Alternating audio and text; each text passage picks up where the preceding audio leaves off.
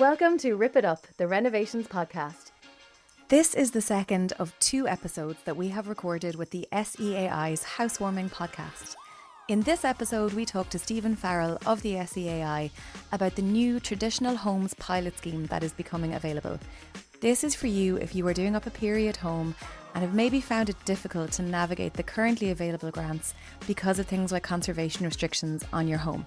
There's loads of great tips in here, so let's get into it. So Kate and Jenny from the Rip It Up podcast, thanks a million for joining us again on Housewarming. You're very good to come back. Talking about something a little bit differently today, SEAI has launched a new traditional homes pilot, which means that people who are in listed buildings or, hundreds of years old homes can actually avail of our grants. But I'm not the expert on this. My colleague Steven Farrell is, and he also joins us here today. Thanks a million, Steven. No problem. So tell us, what is this new traditional homes pilot from SEAI? Good question. Come here. I feel like I need to upgrade my house, guys. Besides using everything you've been through. The traditional homes pilot, we're focusing on homes that were built, and we use indicatively 1940 or earlier. But the main difference is the wall construction. So a lot of these homes are built from solid masonry, brick or stone or clay.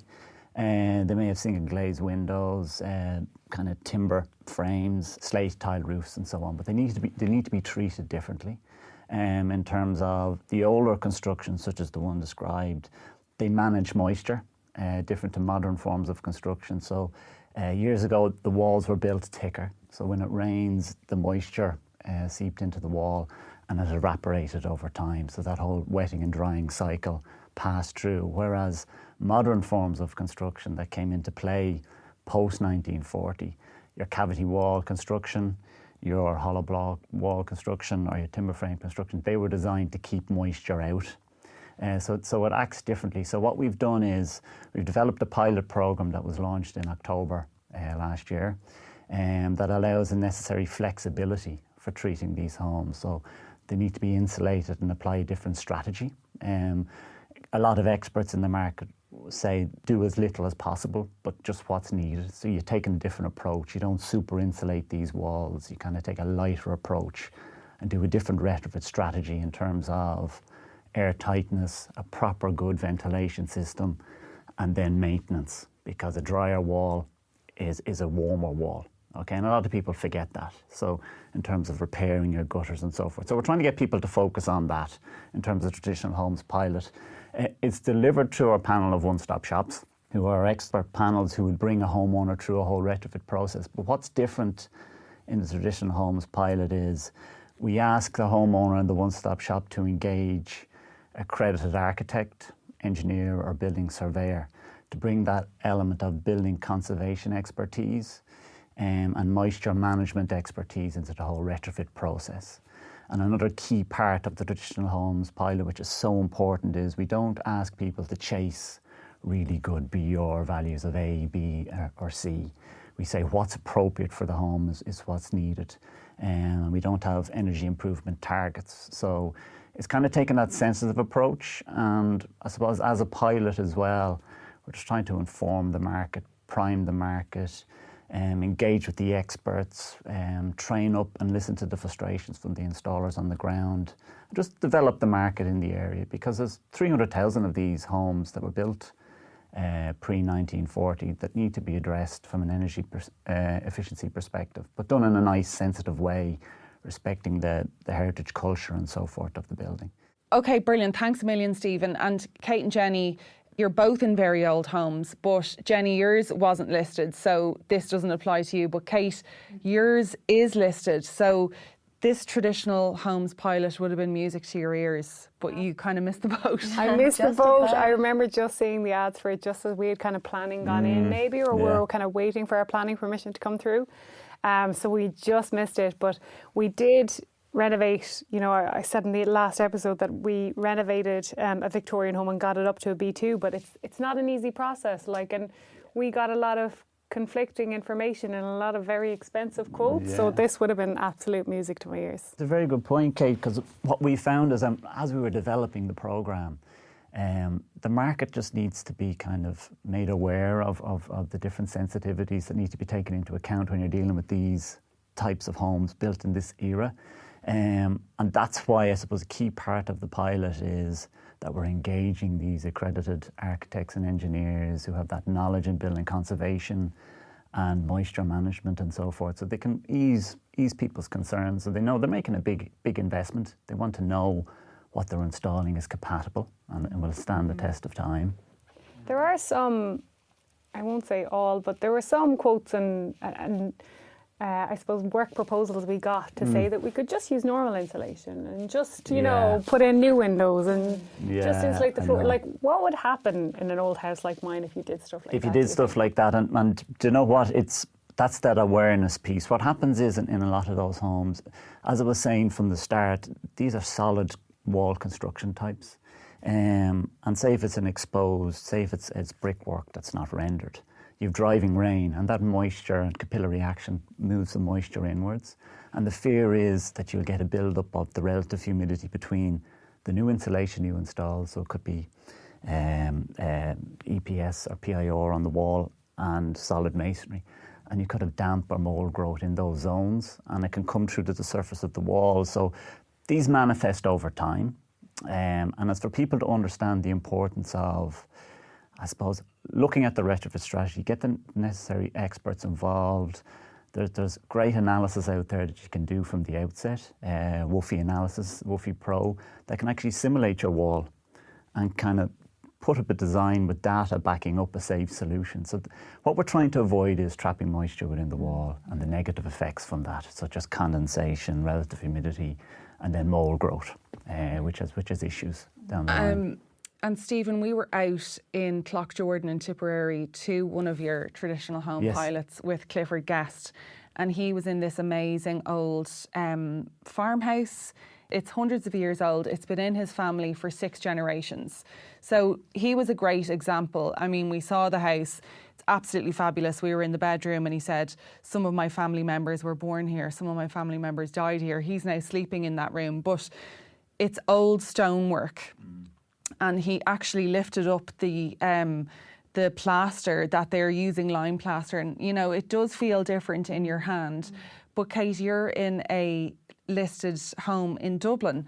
So the difference between all of these traditional homes, they are varying, Stephen. So tell us a few examples of the types of homes. I know they're pre-1940s, but how old are they and what types of homes do we have? So we had Clifford's farmhouse and Kate's listed homes, but what else is out there? Well, you've also, a lot of the applications that we're seeing coming through now all around the country, which is great, built in the 1800s. So you could have exposed brick facades that could be, say, 250 mil deep, or you could have the cottages in the country that could be a 600 mil masonry wall. And they all need to be treated differently. You need to assess what's the existing position. Is there cement render from possibly maladaptation or ill-informed upgrade from the outset?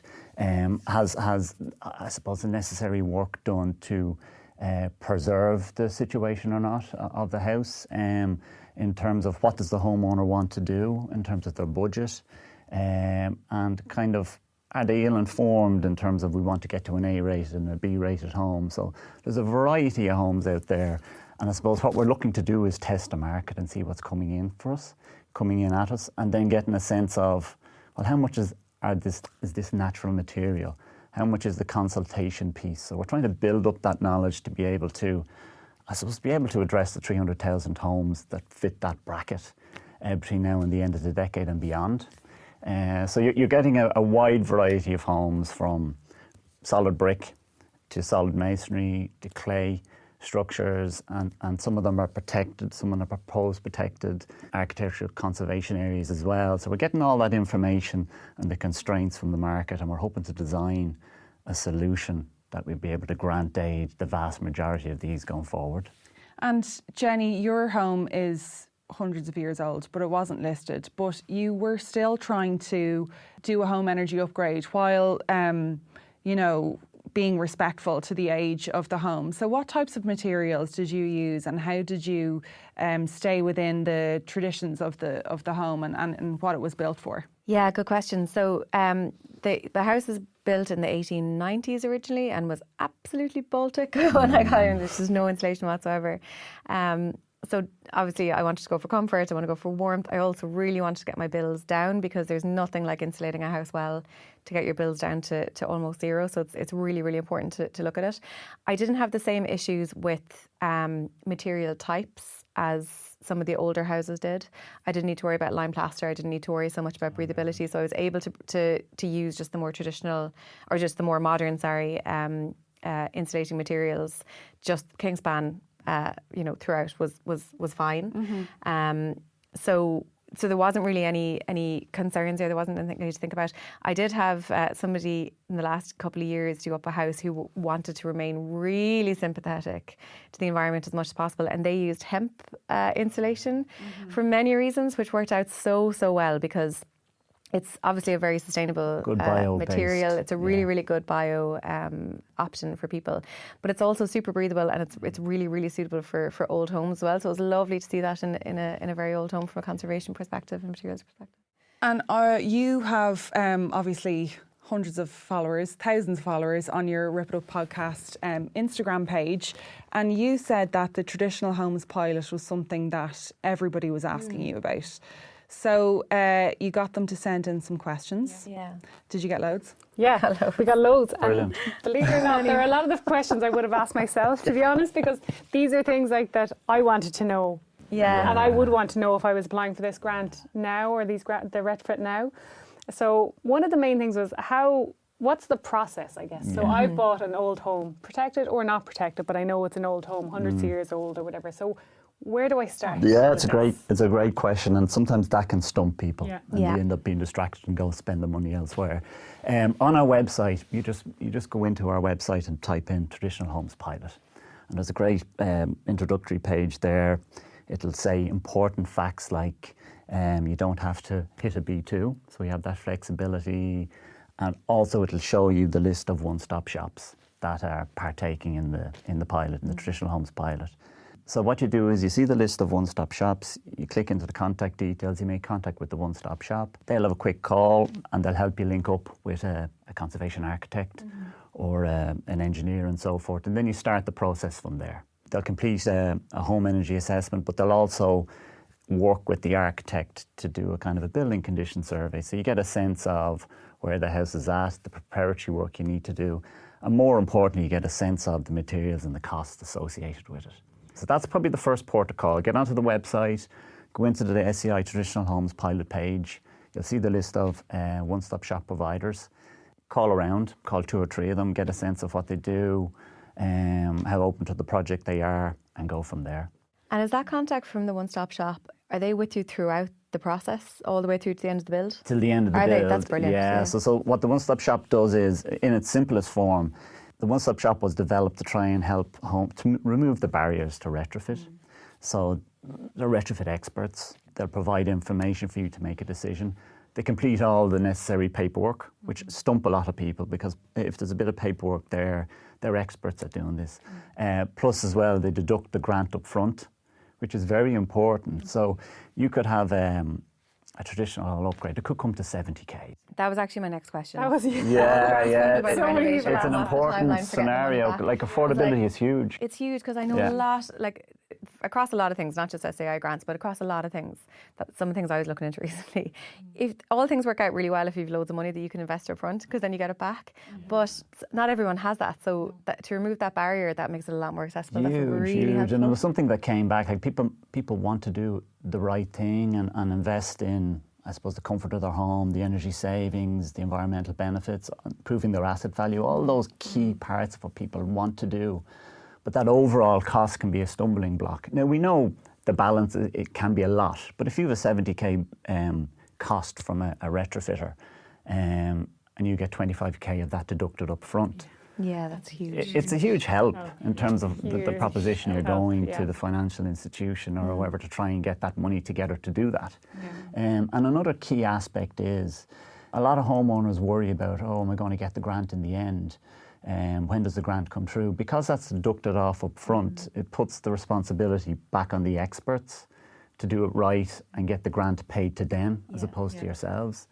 Coupling that then with the low-cost finance that's in place at the minute as well, where you can get very good interest rates on the loans of 3% or lower. which kind of helps them in that part of the definitely. equation as well. They're the new SBCI loans that have been introduced recently. So if you're going through a one-stop shop provider, you can get a really low interest loan for these home energy upgrades. So it's something to consider as well if you're embarking on a renovation and you are overwhelmed by the price, that this is something that you can do. You know, you're getting a grant, but you're also, a lot of people would be entitled to these loans as well. So we are trying to make it more accessible for people to carry out a home energy upgrade. Yeah. It's so important, especially with the different cost of living demands and so forth. Absolutely. What we find with the traditional homes also, and you probably know this, a lot of stuff can be done in terms of repairing your property beforehand. Yeah. Like, you see a lot of these older houses out there where the gutters are leaking, tiles have slipped, pointing in the brickwork is missing, there's gaps in the brickwork, and even at your window and sill junction. So moisture is getting into the wall. And the problem is, the wetter the wall, the colder the wall is. So the first port of call is to fix those areas and maintain your building, and then go from there. And because we're not looking for super insulated wall structures, because it mightn't be compatible with the structure, you don't have to put as much insulation on the wall.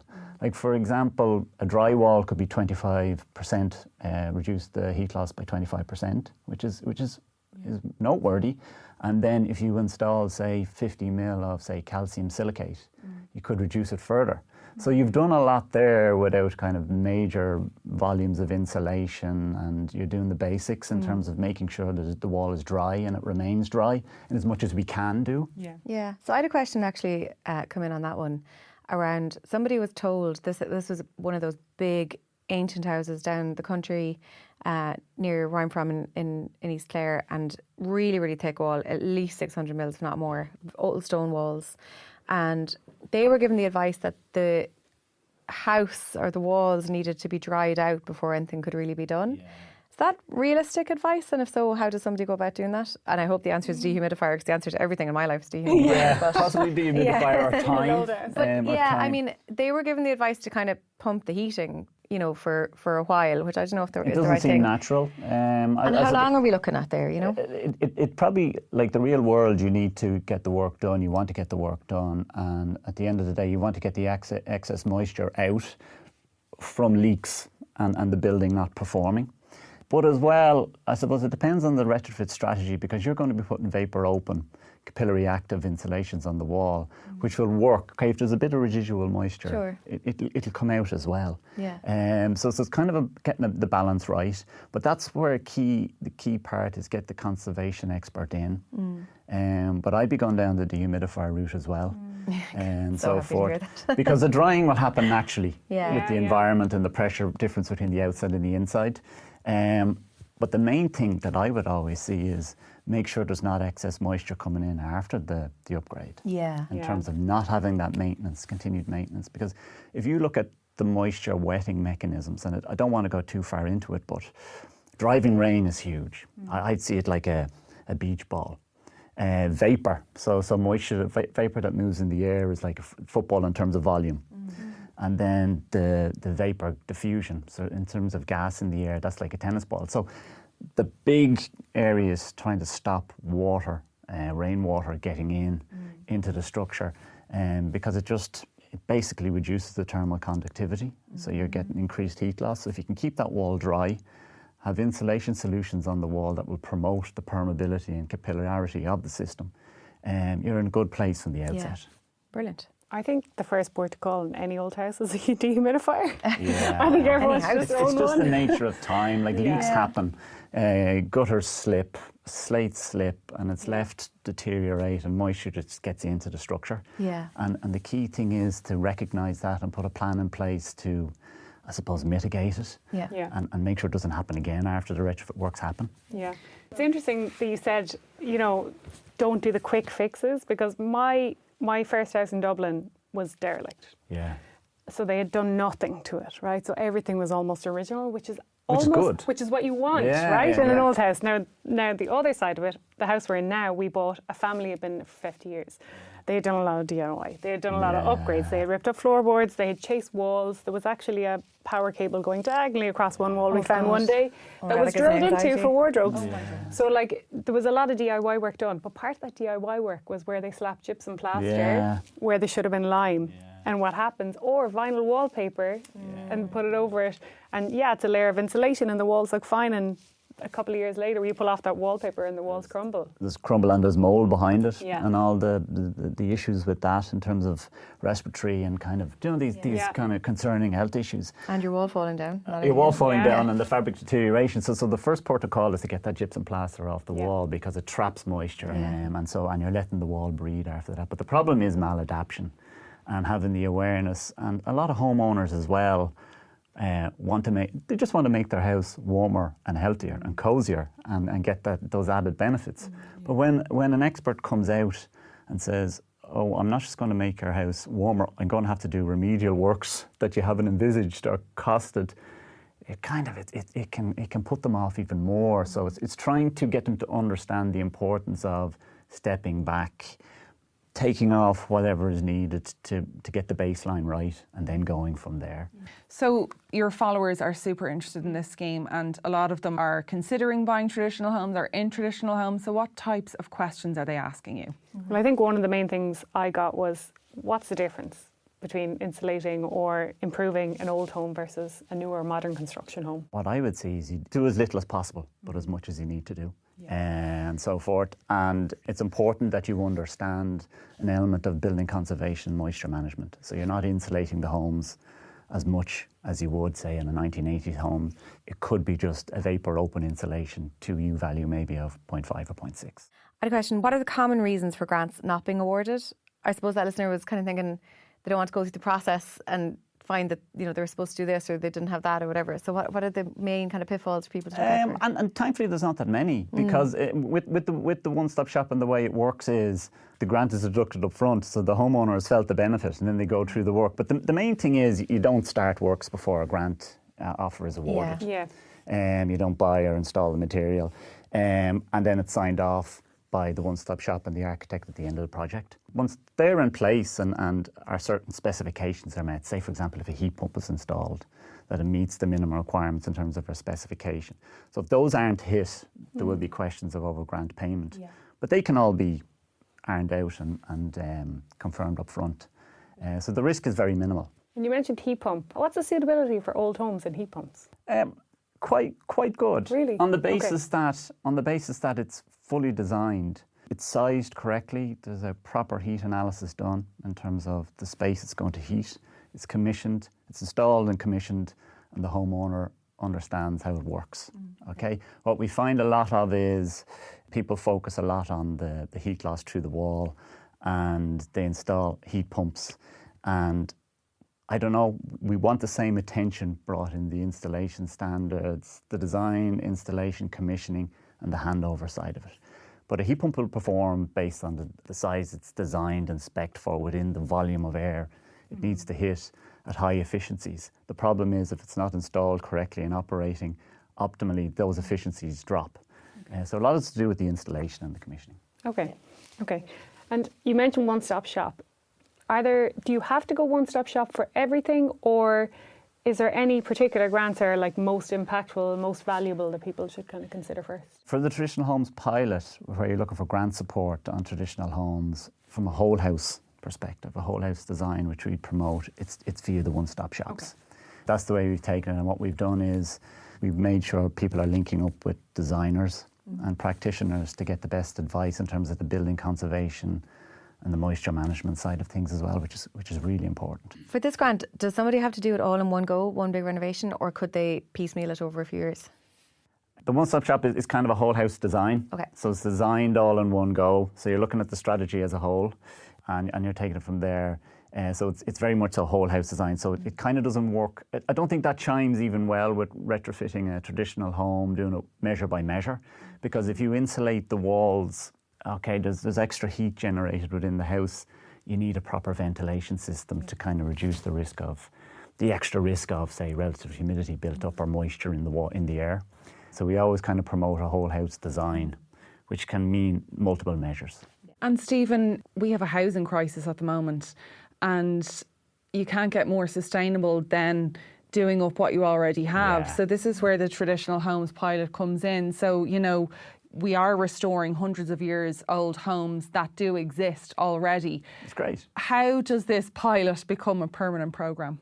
That's a great question. Basically what happens is, and the general gist of it is, like we put a pilot in place to get a sense of the challenges out there, to prime the market, get homeowners aware of the sensitivities and requirements, build a supply chain in terms of these people who install these lime thermal plasters and so forth.